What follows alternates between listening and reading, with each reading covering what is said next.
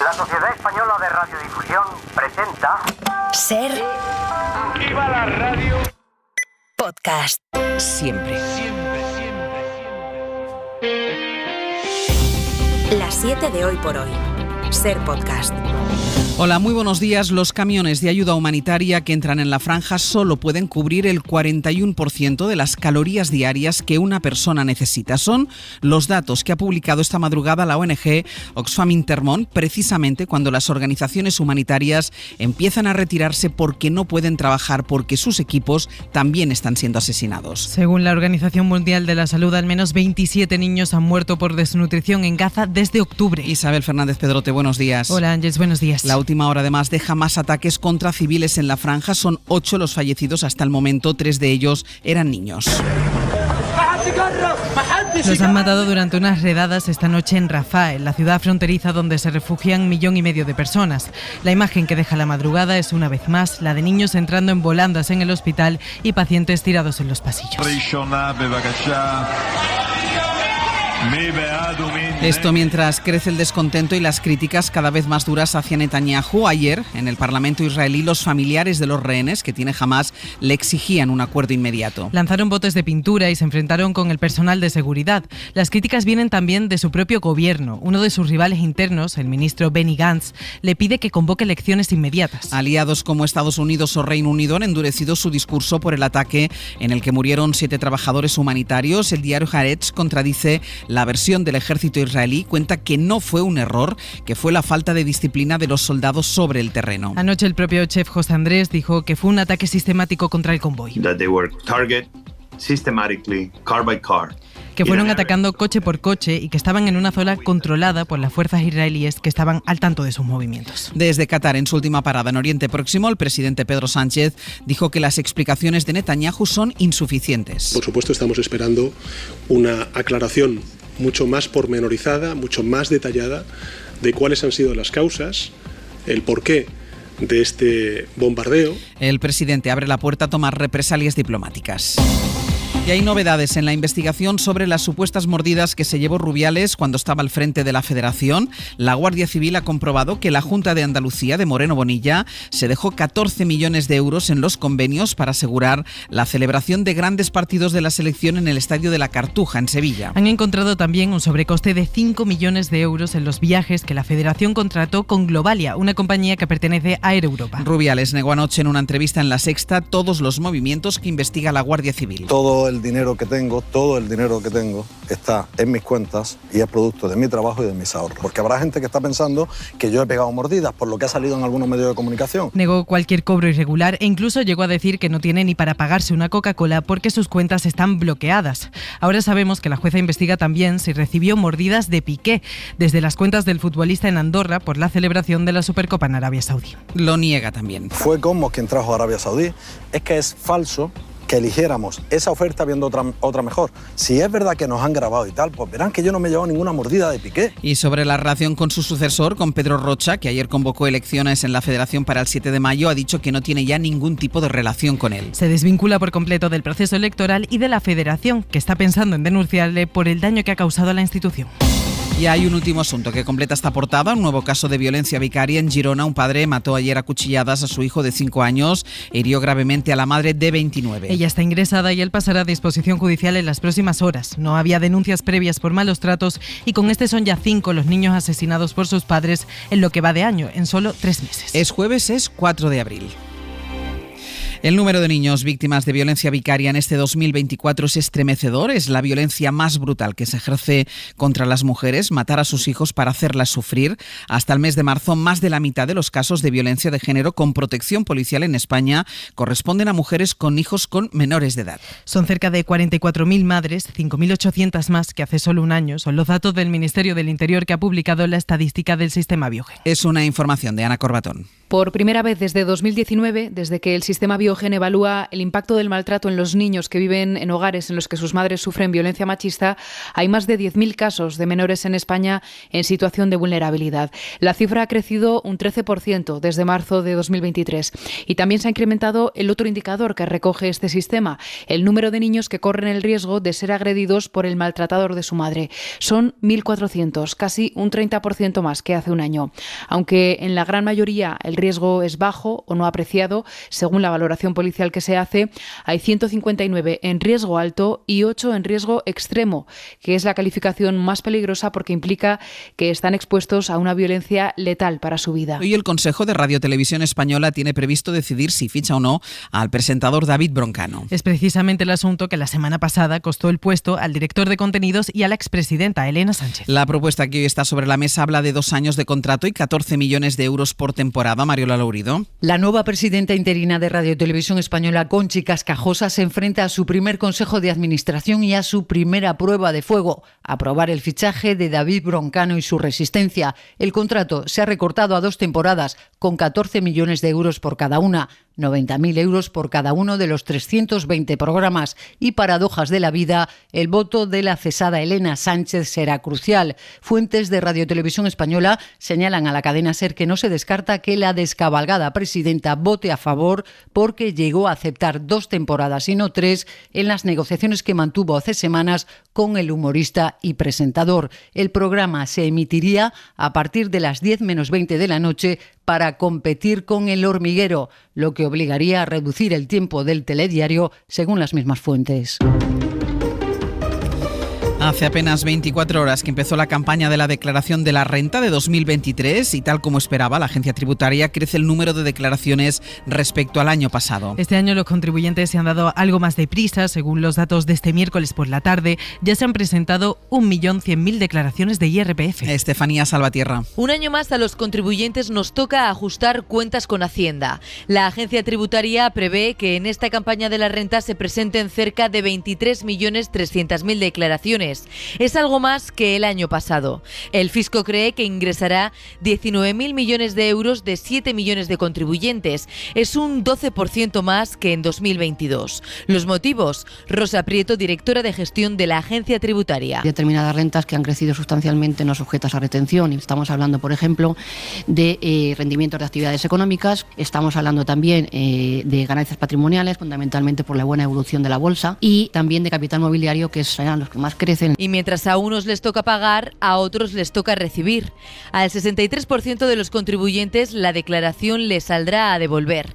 En total serán unos 11.000 millones de euros. A las 7 de la tarde de este miércoles ya se habían recibido 1.100.000 declaraciones de IRPF. Es un 4% más que hace un año.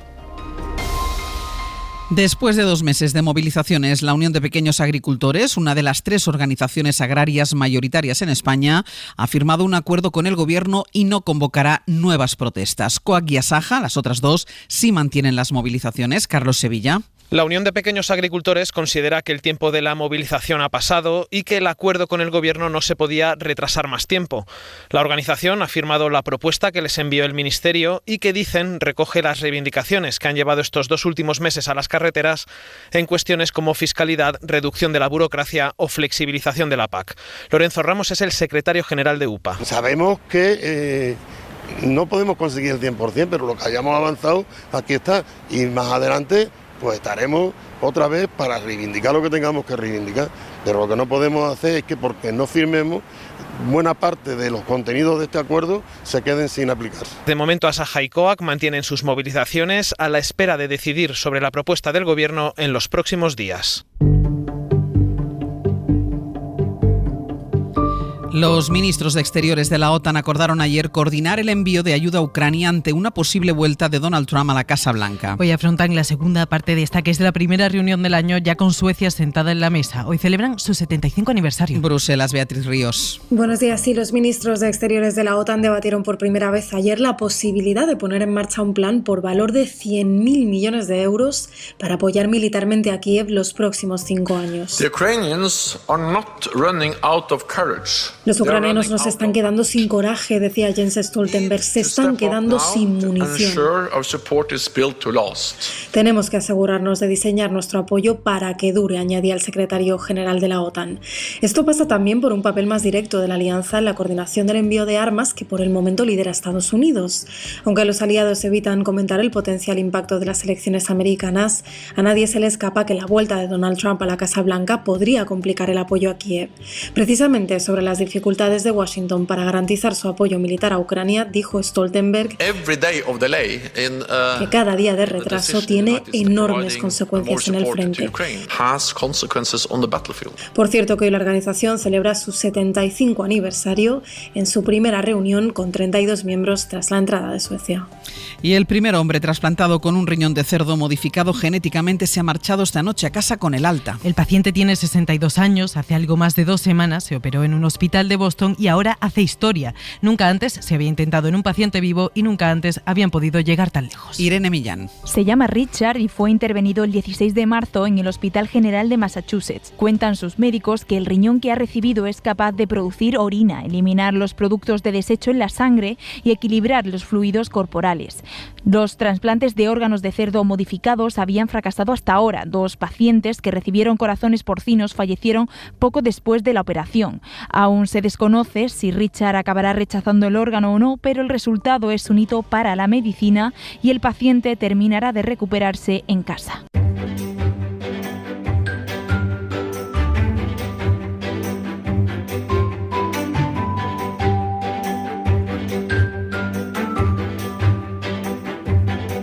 Nos vamos hasta Euskadi, en Radio Bilbao está Miguel Ángel Garrosa, Egunon. Hola, Egunon. Y hasta Castilla-La Mancha, en Radio Toledo, Juan Vicente Muñoz, buenos días. Hola, buenos días. Vamos a buscar algunas noticias del ámbito local en estas 2 comunidades, que por cierto, lo que vamos a hacer, Garrosa, es empezar a calentar ya la Copa del Rey del sábado. Ya sé, porque además me lo contó Galder Reguera, que Bilbao está engalanado con fachadas, con balcones desde ya hace días, incluso alguna semana. Pero es que también hay helados sabor Athletic, carolinas con el escudo, croissants rojiblancos, es decir, la pastelería también volcada con la final.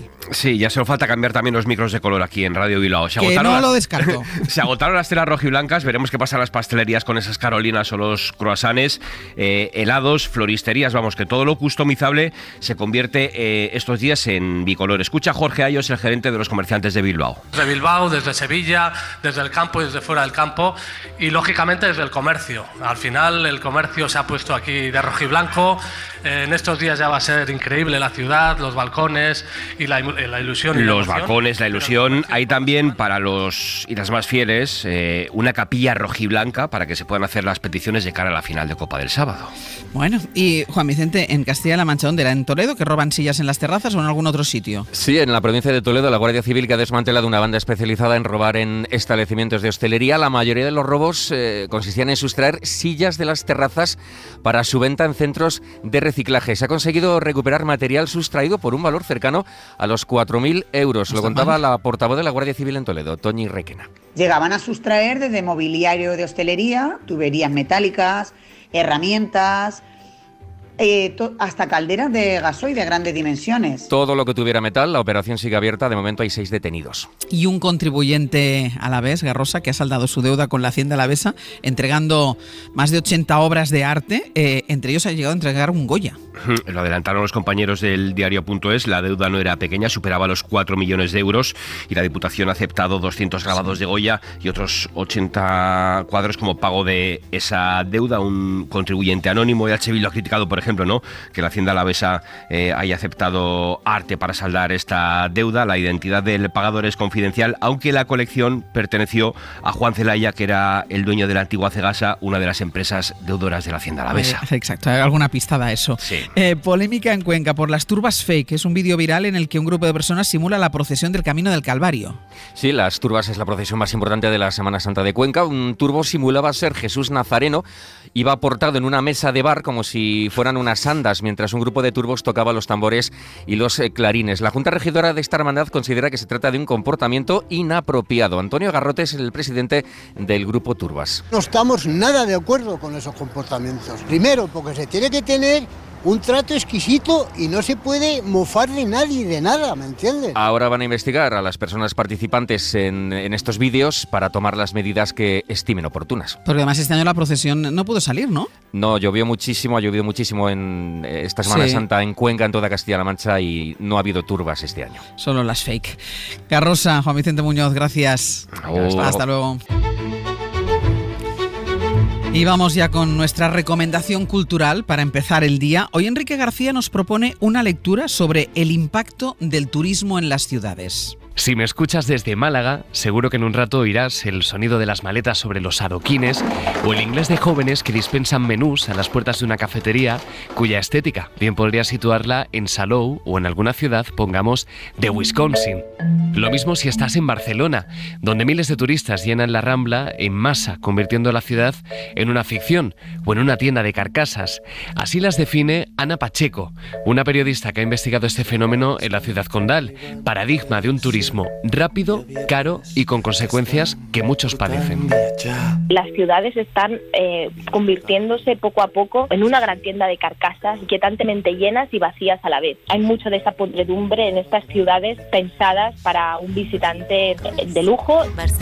¿Qué hay detrás de esa industria? Es la pregunta que se plantea en Estuve aquí y me acordé de nosotros, frase que hace un guiño a esas camisetas que muchos de nuestros abuelos nos traían de Benidorm, porque el turismo fue y sigue siendo un producto para la ensoñación de la clase media.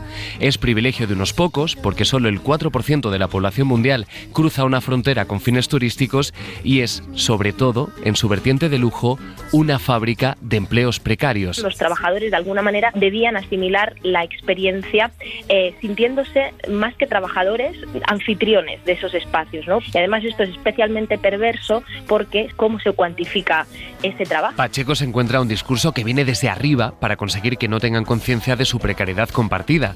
Un enfrentamiento que llega a adormecer la lucha sindical. Todo un éxito de la industria turística. Para no perderte ningún episodio, síguenos en la aplicación o la web de la SER, Podium Podcast o tu plataforma de audio favorita.